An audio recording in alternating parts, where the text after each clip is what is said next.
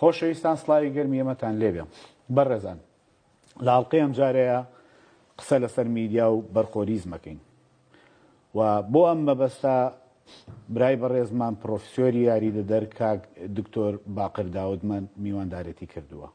کاک دکتۆر جان بەخێر بی سەر چاو یخوا بەخێر بی خۆشحاڵ بن بۆی ئامادەی هەروەها منیش تەوەرەکە معلومە لای جەنابە هەر بۆیە بە پێویستی ێزانین لە سەرەتایە بزانین میدیا تا چەند وەکو سەرچاوەیەکی ئامڕازێک تا چەند دەستی هەیە لە زیادکردنی بەرخۆریەتە یان بەکاربەریە لە ناو جەماوەرە. پێمان خۆشە وەکو سەرەتایەک لەم ڕۆوە بۆ چوونی جەنابەت دەزانیت و قسەمان بۆ بکەیت. بەڵێ سپاس دەکەم بۆم دەرفەتە. طبعا ئەوە جێگەی ناکۆکەی نییە کە میدیا ئێستا ئامڕازەکانی زۆر گرنگ بوون بووەتە شتێکی با بڵێم ضرورەت لە هەموو کۆمەلگایەک پێشکەوتو بێ دواکەوتە پێشکەوتوترە بێ ئەم ئامرازانە ضرورەت و پێویستی بۆیان لە هینی کۆمەلگا زیاترە. جگە لەوەیشە ڕۆڵێکی باشە بیدن لە هی زانیاری لە پێگانی زانی لە بەسکردنەوەی ئاسین، بەڵام لەگەڵ ڕۆڵە باشەکە وابزانام هەموو شت لە دنیا هەمووی ئەرێنی نییە نەرێنیشی لەگەڵ. یەکێک لە ئەوانەی کە ئەو ئامرازانەی کە نەرێنی هەیە و بەداخیشەوە هەندێک جار زیاترە بێ ئەو نەرێنیە و ڕۆڵێکی ئەوە ئەگیێرە ئامرازەکانی میدیان یان با بڵێم ڕاگەاندن بە گشتی. ئامرازێکی کاکدانە وەکو جەنابەت زەینەک خەتەر ناکەن، یعنی با بڵێ مەترسیانەیە بۆ چونکە بە ئاراستەیەکی لێپرسیانە و بە مەسئولیت بەکارنێنێت کاریگەری خراپیەکەوێتە لەسەر ئەینایەنێک ئەینیکە کۆمەلگا بە هەموو توێژوو با بڵێن ئینەکانی کۆمەلگا بۆیە بە ئاسانیە چێتە هەموو شوێنێکەوە بە پێشکەوتنی تەکنۆلۆژیاوە ئێستا ئێمە میدیا بەردەستە پێویست ناکە بەس لە ماڵەوە دانیشیت و تەلڤیزیۆنێکە بە ئامرازێکی مۆبایلێکی هینێکی زیرەک تۆ ئەتوانیت هەموو کەناڵەکانی دنیا لەبەردەستا بێ، منداڵ گەورە خوێنەوار نەخوێنەوە هەمووی ئەم شتەی لەبەردەستە، بۆیە کاریگەری زۆرە بێت. باشە ڕاستە، بەڵام زۆر جار مەسەلە نەبینین کە خەڵک بەهۆی تەلەڤیزیۆنەوە بەهۆی چوزانم ڕکلامێکەوە بە ئیستیمرار بە دوای بەنای ئەوەی کە ڤێرژنی تازایە مۆبایلەکەی بکە بە ڤێرژنی تازە سیارەکە بە مۆدێلی خانووەکەی چوزانم ئەمانە لەولاوە خۆراک خواردن مەسەلەی ینی وا لە بە مرۆڤ ئەکا وا لە جەماوەرەکە بێ بە سوپەرمان لە یەک کاتە دەرەقەتی هەموو شتێک بێ بۆی کە کەسێتیەکی بەرچاو بێ مۆبایلێکی چاش پێ بێ سیارەیەکی مۆدل بەرزی پێ بێ وە خۆشترین سیاحە بکە و ئەمە میدیا بەڕاستی دەستێکی فیتنەی هەیە لە تەحریکردنە و بگرە ژیانی کۆمەڵایەتیشی بە ئاراستەیەکی زۆر خراپە بردو و کێشەی کۆمەڵاتیشی ناوەتەوە لە نێوان تەنانەت ژن و مێردیشە. ئەمە چییە لەوە زیاتر با ئێستا ئێمە با بڵین قبولمان بوو بە ناوماڵ و خان و سیارە و ناز ئێستا بۆ ژنهێنانیش بەکارێت لە ڕێگەی تۆڕە کۆمەڵایەتەکانەوە زۆر ئێستا ئەم دیاردەیە زۆر بووە لە ئەبینیت وڵا ئەنجاکەوێت یەکسەر تەبعاً تەلاقی دێکەوە بە ئەبینی یەکشتێ بۆچی وڵا چۆن یەکترینان وڵا لە ڕێگەی فێسبووکەوە لە ڕێگەی تویتەرەوە لە ڕێگەی ئەوەوە تەبعاً ئەمە زۆر ترسناکە تۆ چونکە پرۆسەی هاوسەرگیری پرۆسێکی زۆر ئاڵۆز و یعنی هەستیارە تۆ بەس کابراەک لە ڕسمەکەی بینیوە نازانشی ئایا هی خۆی بێ یایی خۆی نەبێ و بە قسە بە شان و باڵی خۆیەت و تۆش هیچ مەجالێکی نییە بە ئەمانە بۆت بسەلمێنرێ ئەچیت شووی پێەکەی یان کابراژی ئەیێنی دوایی حەقەتی بۆ کەش بەبێ باش یعنی من چەند حاڵەتێکی دەستیشی هەیە لەوەی کە ئەم جۆرە پرۆسانە جێبەجێکە و ئاسانیە کاتۆینەکەات ئەسا حاڵەتێکی چەند جار من هینم بینەوە هەر لە ڕێگەی نەوەڵا چۆنزە وەڵا لە ڕێگەی فێسبووکم ناسیوە وەڵا باسی خۆی کردوینە دوایی مایەکی پێ نەچووە بۆم دەرکەوتووە ئەوانە هەمووی تەبعاً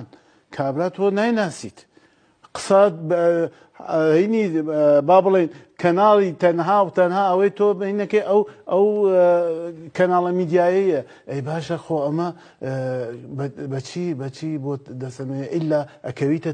هینەکەەوە حاڵەتەکەەوە ئەنج بۆ دەرەکەوێ ئیتر خۆت و شانست و زۆر جاریش ئەوانەی لەم ڕێگایەکەن بەداخەوە دکتۆر بەڕاستی سەڵانی مۆخفەکەن پێدوانیە مرۆڤ جەماوەری جیرۆدا بێ لە بەردەمیەوەی کە بۆ نمونە دوو نمونەت بۆیان بۆ دژبەیەەکە لەلایەکەوە با بڵێن بەکاربەر هانەیەات بۆ ئەوەی وەکو نمونەیەک باسی کەم برنج بەکاربێت جۆری برنج ڕکلامی بۆ کرێ ڕۆشتا ئێوارە و مێزی پێڕازێنەوە لەو لاشەوە هەر لە میدیاوە لە وریابەوە برنج نییە خراپترین مەترسی هەیە لەسەر باری تەندروستی خراپترین مەترسی هەیە لەسەر دروستبوونی نەخۆشی شەکر لەسەر بڵاوبوونەوەی شێرپەنجە ئەمە چییە دکتۆر ینی باشە جەماوەر چی بکە لە بەرامبەر بەم هێرشە میدیاییە کەوە بێڕەحمانە مامەڵە لەگەڵ تەماشاکردن و بەدواداچوونی جەماوەرە زۆر ڕاستەکەی وڵا کاکدانە خۆی ئەمەش کێشەکە لەوەیە بە سەراحەت ئەبینی هەر لە هەمان کەناڵە ئەوەی جەنابێت ئەڵێیت و یەک کۆمەڵە پسپۆڕێنێ و ئەوەنە ئامۆژگاری و ئەوەنە هیندت دەکات دواییش لەلایەکەوە ڕێکلامێکت بۆ ئەوکە ئەمە برنجی فڵانەوە ئەوە نازانچی و لە قۆڵایی نازانشی و تۆ ئەمە ئەیتر ئەنواعی ئەو ئەوانەی ترشوخەیە کە ئەبینی لە ڕێکلامایکرێ ئەچیت بۆ لای ئەڵێ کاکە ئەمە چی ئەڵێ ئەوە پێویستم پێێتی چۆکە کەناڵەکە من ئەوە بەبێ ئەوە ناتوانین بەڕێبەرم ئەمەشە لایەنی با بڵێن پرسیارەتی کۆمەڵایەتیەکەی خۆمەکەم لێرەدا ئێمە ناتوانین مەسەن ڕێکلام ناتوانین لە میدیا دوورخەیتەوە چونکە بە تایبەتی لە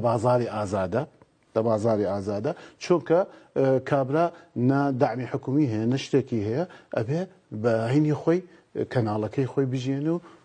با بڵێم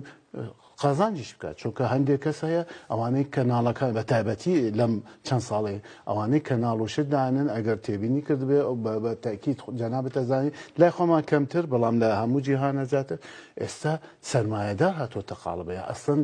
هیچ هینێکی نییە بە میدیاوە سەرمایەدار هاتۆتە ناوێ پرۆسی میدیا کەناڵە کاتەوە بۆ قازانج تەنها و تەنها بۆ قازانج دکتۆر من زۆر لەم قسەیە ترسم ینی کەواتە مەسەلەن میدیا فەلسەفەکەی هەمووی بوو بە بریتی بێ لە پارە پیاکردن بە هەر شێوەیە کابرا هاتووە بەس بۆ قازانجەکە سەرمایەدارە بازرگانە کەناڵێکە کاتەوە ئەمە لای ئێمە کەمە لای ئێمە زۆر کەمە و هیوادارم هەر بەوە بمێنێ ئەوە بەڵام لە زۆر وڵاتە پەرێز حتى لە وڵاتانی عەرەب پەرەی سندووە کاتە چەند کەناڵێک هەیە لە جیهانی عەرەبە دایانەوە تەلەڤیزیۆنە و تەفەرمیە و مۆڵەتی وەرگرتووە کابرا سەرمایەدارە هیچ پەیوەندیک نییە بە ڕێکلام بە میدیاوە ئەوەی بەس تەنها کردەوە بۆ قازانج ئەی باشە یاسایەک نییە لەو وڵاتەیە یاساکە ئەڵێ تۆ ئەم ئینانەیە بە پێی یاسای ئەمە تۆ کەناڵەکەت بەو شێوەیە چەند مادەیەکە ئەمە سینوجین تەوە خۆ ناچێتە بنچینەی ئەخلاقیاتەوە ئەخلاقیاتی زۆر لە یاسا زۆر ناچێتە ئەخلاقیاتەوە بۆیە ئێمە هەر جەنابەت ئێستا خوێندکاری ماستەریت لە بواری میدیا ئەزانیت ئێمە ئەخلاقیاتی سەحەفیمان هەیە کە پێڵێن ئاکاری ڕۆژنامە ئەمانە زیاتر یاسان نین شتی ئەخلاقیاتن عورفن تەقلیدن کەسی مەهەنی ئەو ئیشە پەیڕەوی ئەکات بە حکمی با بڵێن کەسەکە لەو هینە بەرپرسیارەتی خۆیەوە بەڵام کابرا ئەگەر پابەند بەوە نەبێ یاسا ناتوانین باشە دکتۆر ئیلاهی ینی میدیایەک کە ئەوە پێشێلی یاسا بکە کە ئێمە لە چاوەڕوانی ئەوە ئەکەین پێشێلی یاسا ناکە عفو پێشێلی زیاتر با بڵێن ئەخلاقیات و ئەوە باشە مۆرالیزمی مۆرالیزم و زۆر جار یاساش میدیا بەرپرسەکە کەچی هەر تی پەڕانەوە ئەوە خواردنی کواڵیتی خراپوانە بەڵام ئەوە دەکات دکتۆر ئێمە چاوەڕێ ئەوە کەین کە میدیا بەرپرسیار بێت لە بڵاوکردنەوەی کەلتوری باش بەرپرسیار بێت لەوە هۆشیارکردنەوەی جەماوەر لە بۆ هەر جیاردەیە کەچی ئەمە ئەکا زۆر سەیرە ئێمە لە خۆ جەنابەت باشی زانی لە سیستمی پەیوەندەکەیە ئەوەی کە ئەمانەوێت وەکو جەماوەر هۆشیار بینەوە کەچی لەو سیستمە پەیوەندیا دەیان مشکیلەمان بۆ ئەنێرێت و ئەمانکە بە بەرخۆرێکی بەحت کە ژیانمان سەر لەبەری ژیانێکی ئینسانی نییە بەقەدەرەوەی کە تاڵایە ئەوە ئەزانی چۆنە کاک دانا ئەوە ئەمێنێتە سەر دەوڵەتیش ئەبێ ڕۆڵی هەبێ بۆ نمونە لە بریتانیا کەناڵی BBC کەناڵی BBC یەک ڕێکلامیتیان نیە بۆ چۆکە بودجێکی تایبەتی هەیە بودجەکەی شیەیە حکوومەت بۆی دابین ناکە بۆیە کۆنتترۆڵی نەبێ بەسەرە پەرلەمان لە بودجەی هینی با بڵێم تێکس زەریبەی ئینا کە من و تۆ ئەگەر بەریتانی بین بەشێکی ئەگەر تەلڤیزیۆنمان هەبێ رادیۆمان هەبێ یە ساڵانە بۆمان شتێکی دێ تەرخانەکە ئەمە یەکسەر ئەچێ بۆ BBC خۆی بۆ BBC BBC کە بۆ ئەسەسەیەکی گەورەیە هیچ پەیوەندی بە حکوومەتەوە نییە بودجەکەی بەتایبەت بۆ یەت ئەگاتە چەند ملیارێک یعنی ساڵانە کاتاگەر میزانیەکی تایبەت هەبێ میزانیەکی تایبەتی هەبێ یەک ڕێکلامیتیان نییە BBC یەک ڕێکلامیتیان بۆ بەرپرسیارەتی سیاسیشی هەیە وانە ئەوە ئینەکات و نەئەچێتە ژێرباری بەهینی بازرگانیەوە ناچێتە ژێرباری حکومیەوە ناڵێم لە ساسا با بڵین ئەو شتانە ناکە بەڵام لە ڕێژەیەکی زۆر بەزە بۆیە هەر هەمومان بەس ناوی BBC بێ یەکسەر بڕواکەین وانە بڕۆ بە هەر کەسی هەواڵێک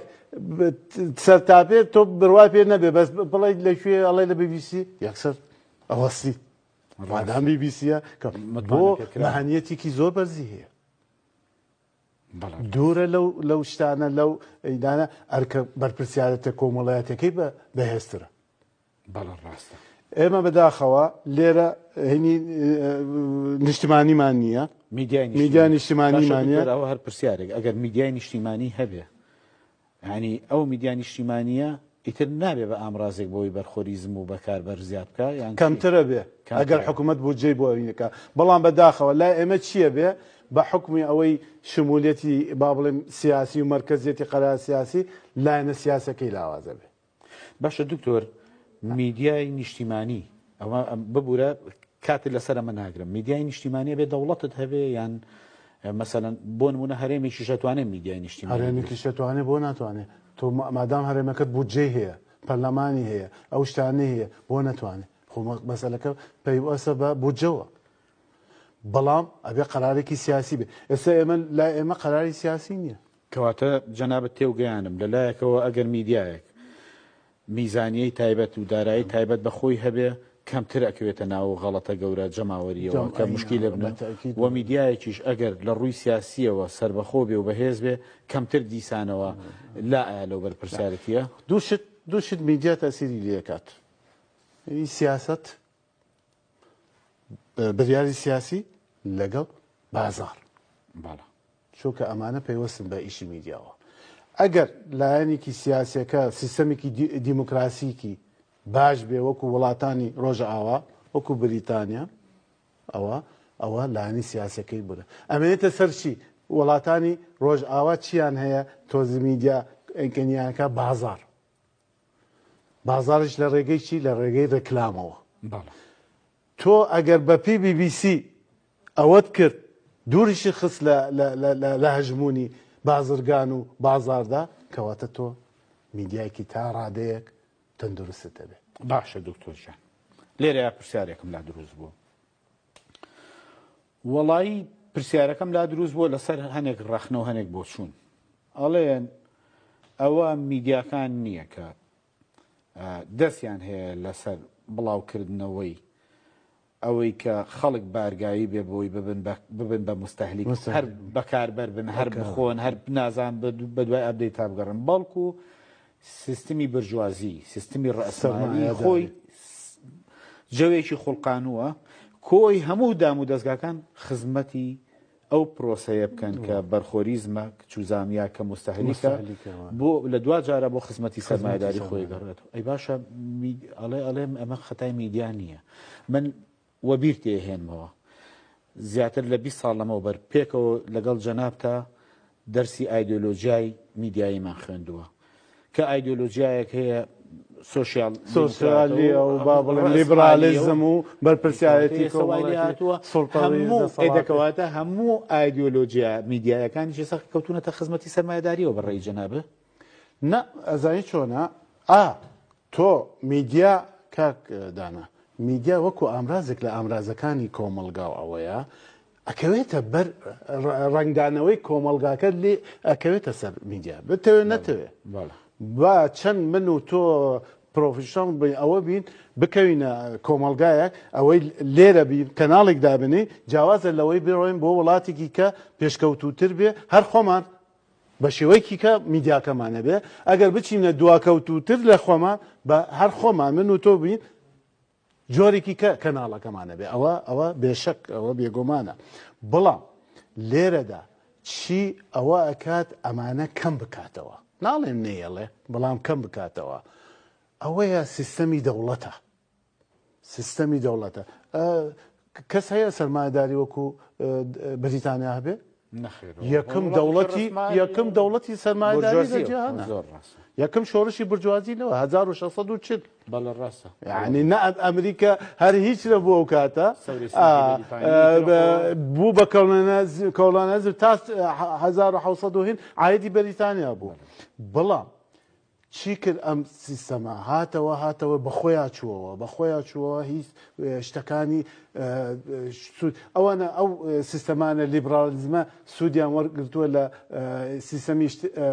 سۆشیالیزم وڵاتە سۆشیالیزمە کۆنەکان ئەوە نەینیان نەکرد بۆ ئەوانە هەر لای عقایدیەکە و ئایدۆلۆژیەکانیان برد نە ئەمان تێکەڵیان کرد هەتا هەندێک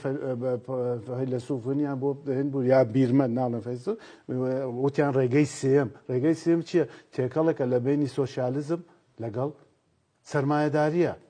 ئەمە زیاتر وای لێ کات لێپرسیاوەتی کۆمەڵایەتی بەرز بێتەوە باشە چونکە لایەنە اشتراکێکە لایەنە سۆسیالیزمەکە کە لە بەرژەوەندی خەڵقەکە و لایەنە سەرمایەکە